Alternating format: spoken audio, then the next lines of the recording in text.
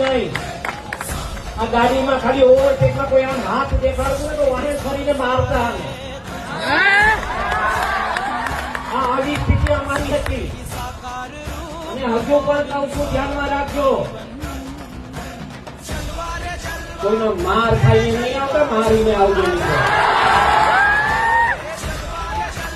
આપણે કોઈના પર અન્યાય નથી કરવો.